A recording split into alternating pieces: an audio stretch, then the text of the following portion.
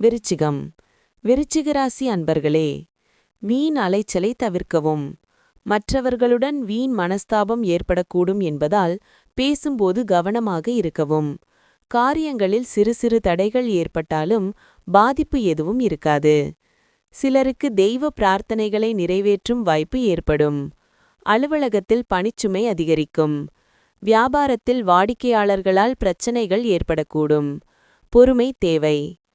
சோர்வு நீங்கி துடிப்புடன் செயல்படத் தொடங்குவீர்கள். பிள்ளைகளின் பிடிவாதம் தளரும். வெளிவட்டாரத்தில் நல்ல நண்பர்கள் உதவிகள் கிடைக்கும். கண்டும் காணாமை சென்றவர்கள் வலிய வந்து பேசுவார்கள். சில வேளைகளை விட்டுக் கொடுத்து முடிப்பீர்கள். உத்தியோகத்தில் புது வாய்ப்புகள் வரும். புத்துணர்ச்சி பெருகும் நாள். உடல் நலனுக்காக குறிப்பாக மனம் உறுதி பெற தியானமும் யோகாவும் செய்ய தொடங்குங்கள்.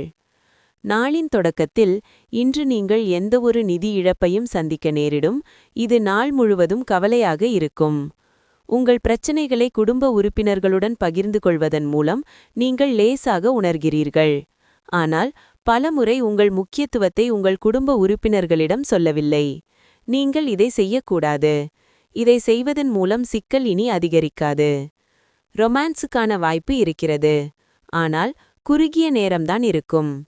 இன்று வீட்டிற்கு வெளியே வசிப்பவர்கள் தங்கள் எல்லா வேலைகளையும் முடித்துவிட்டு ஒரு பூங்காவில் அல்லது ஒதுங்கிய இடத்தில் மாலையில் நேரம் செலவிட விரும்புவார்கள். இன்று உங்கள் துணை நல்ல மூடில் உள்ளார்.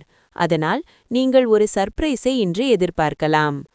நிறுத்தப்பட்ட திட்டங்களை புதுப்பிக்க வர்த்தகர்கள் இன்று சிந்திக்க வேண்டும்.